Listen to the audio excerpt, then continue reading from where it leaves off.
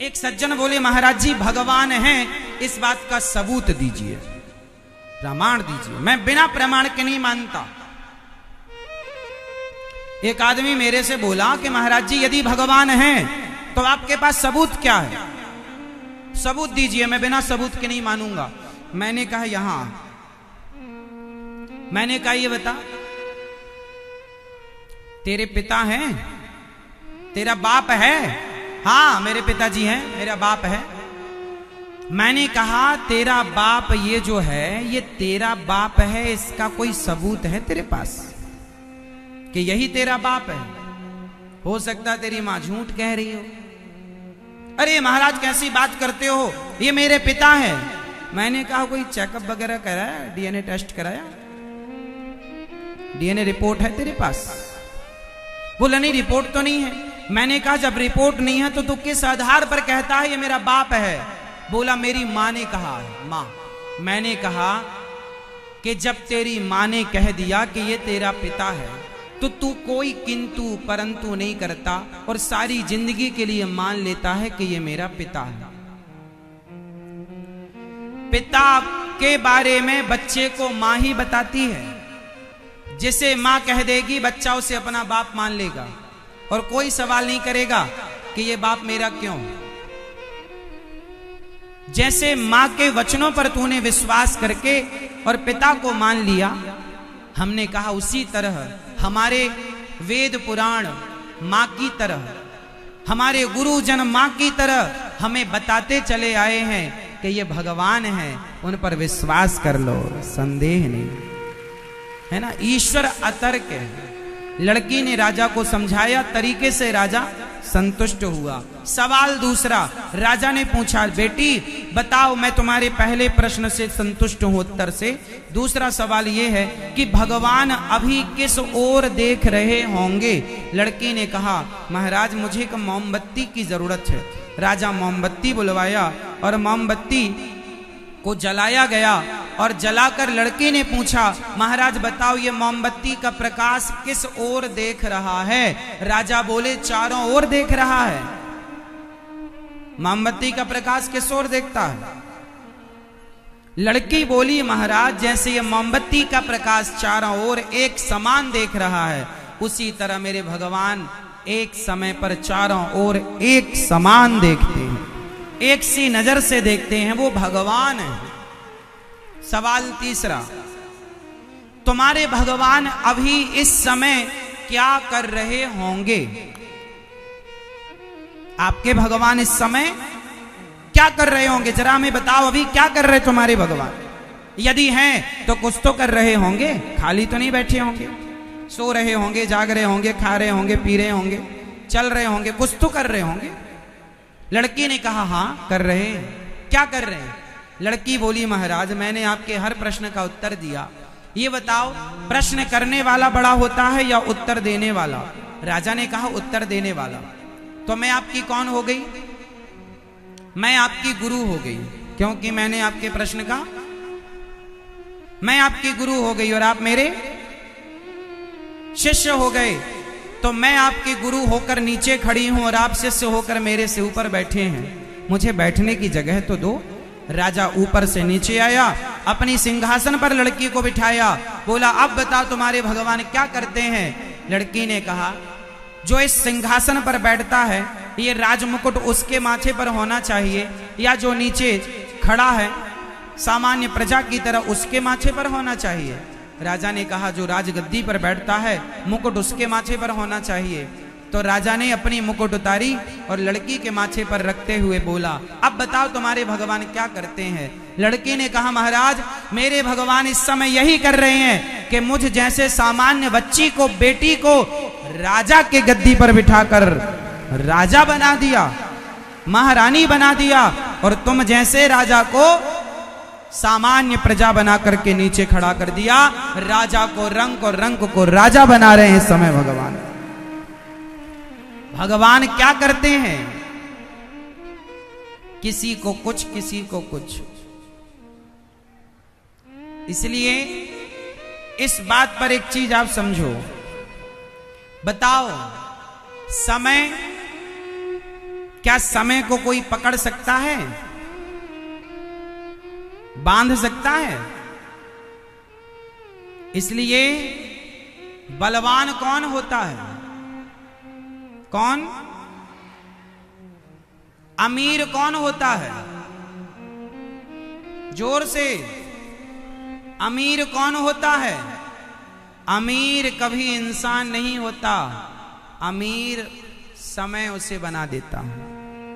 गरीब कोई व्यक्ति नहीं होता, समय उसे, ना अमीर कोई होता है ना गरीब कोई होता है, समय उसे अमीर गरीब बनाता है, समय उसे नचाता है, सारी जिंदगी समय नचाता है।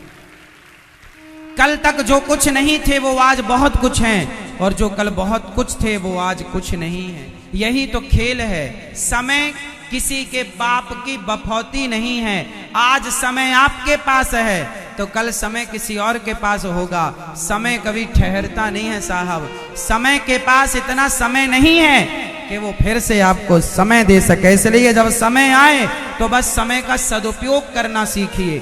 हम मेरठ आए हैं, रोज मेरठ ना आएंगे आपके पास, आए हैं कथा सुनाने 7 दिन, आज चौथा दिन है, बस कथा सुनाने आए हैं।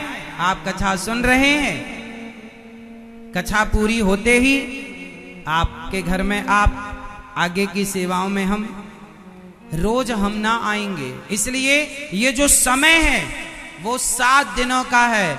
चाहे तो घर बैठे रहो या तो आकर के कथा सुन लो, क्योंकि ये समय फिर वापस नहीं आएगा। इसलिए समय का सदुपयोग करना सीखिए। समय का क्या करो मेरी मां?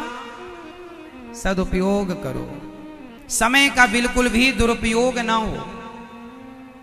समय बलवान है, पुरुष बली नहीं होत है, समय होत बलवान। भीलन गोपी लूट लई, वही अर्जुन वही बाण। महाभारत जीतने वाले अर्जुन हार गए, बताओ किससे? जंगल के कोल भीलों से। क्यों हार गए? क्योंकि तब समय था तो समय ने जिता दिया। आज समय है, ना आप कभी हारते हैं ना आप कभी जीतते हैं। समय जिताता है, समय हराता है, समय अमीर बनाता, समय गरीब, समय भूखा रखता है और समय 56 भोग खिलाता है। इसलिए यदि आप 56 भोग खा रहे हैं तो समझो कि इस समय आपको सब दे रहा। समय बड़ा बलवान है। समय क्या है मेरी मां? बड़ा बलवान। उस लड़की के तीनों प्रश्नों का उत्तर पाकर राजा संतुष्ट हुआ। उसने अपना निर्णय वापस लिया मंदिर तोड़ने का, मूर्ति तोड़ने का। और वो राजा नास्तिक था, उस लड़की की बातों ने उसे आस्तिक बना दिया। एक बात बताऊं, आप जितने लोग यहां बैठे हैं, आप भी 24 घंटे में 23.5 घंटे अपने लिए काम करना, पर आधा घंटा निकाल कर अपने धर्म की बातें, अपने धर्म का प्रचार प्रसार करना। आप अपने धर्म की बातें नहीं करते, इसलिए आज सनातन धर्म पर इतना खतरा है कि आज हिंदू लोग अपना धर्म छोड़ छोड़ करके अन्य धर्मों में, मजहब पंथों में जा रहे हैं, क्योंकि आपके पास अपने धर्म का प्रचार करने का वक्त ही नहीं है। आप समय नहीं निकालेंगे तो कौन निकालेगा? क्रिश्चियन लोग हर संडे समय निकाल करके बाइबल पढ़ते हैं, चर्च जाते हैं, फादर का उपदेश सुनते हैं। मुसलमान शुक्रवार को निकाल कर समय नमाज पढ़ने जाता है। हिंदुओं के पास 7 दिन में ऐसा कोई दिन नहीं निकाल पाते आप एक दिन के लिए, 1 घंटे के लिए मंदिर जाएं। और मंदिर नहीं, हम कहते हैं मंदिर मत जाओ, आप गरीबों के, जरूरतमंदों के लोगों के घरों पर जाओ और उस घर में जो मंदिर की तरह, जैसे मंदिर में भगवान रहते हैं, ऐसे गरीबों के झोपड़पट्टी में रहने वाले लोगों को भगवान मानकर उन्हें जाकर के आप उनकी हेल्प कीजिए, मदद कीजिए। उन्हें गीता के बारे में बताओ, अपने राम, अपने कृष्ण, अपने धर्म के बारे में मैंने आपको समझा दिया, अब आप समझाओ औरों को। यही तो प्रचार है। आपके पास बहुत ज्ञान है, बहुत पैसा है, लेकिन आप अपने धर्म के लिए समय नहीं निकालते, क्या होगा? हमारा गांव का गांव हिंदुओं का आज धर्म परिवर्तन करके धर्मांतरण हो गया। क्यों? क्योंकि हिंदुओं के पास समय नहीं है। ना तो आपके पास हनुमान चालीसा पढ़ने का समय है, ना तो आपके पास सुंदरकांड पढ़ने का समय है, ना तो आपको गरीबों के पास बैठकर धर्म की दो चर्चा करने का समय है। क्रिश्चियन लोग समय निकाल करके अपने धर्म का प्रचार गांव गांव में हिंदुओं के घरों में कर रहे हैं। अरे वो प्रचार ही तो कर रहे हैं जिसके कारण हिंदू कन्वर्ट होकर अन्य धर्मों में जा रहे हैं। वो प्रचार करके आपके अपनों को ले जा रहे हैं और आप अपने अपनों को बचा भी नहीं पा रहे हैं। इससे बड़ा दुर्भाग्य क्या होगा? इसलिए धर्म के लिए आपको समय निकालना पड़ेगा। सनातन धर्म श्रेष्ठ है कहने से ना होगा, सबको बताओ कि श्रेष्ठ कैसे है। हम बता रहे हैं ना आपको, कथाएं सुना करो, एनर्जी लिया करो, ऊर्जा लिया करो और जा करके लोगों को बताओ, सिखाओ, समझाओ, अपने धर्म के बारे में लोगों को जागरूक करो। मेरठ वाले मेरठ के लोगों को जागरूक करें, दिल्ली वाले दिल्ली के लोगों को जागरूक करें, पंजाब के लोग पंजाब के लोगों को जागरूक करें, उत्तर प्रदेश के लोग उत्तर प्रदेश के लोगों को, महाराष्ट्र के, गुजरात के, जहां के आप हैं वहां के लोगों को आप जागरूक करें और धर्म का प्रचार करें। एक साथ सब तक पहुंच पाना पॉसिबल नहीं है, पर आपको अपने धर्म के लिए समय निकालना पड़ेगा। धर्म को सब तक पहुंचाइए, धर्म को जानो और जनाओ, ठीक है? मानो, औरों को मानने की प्रेरणा दो।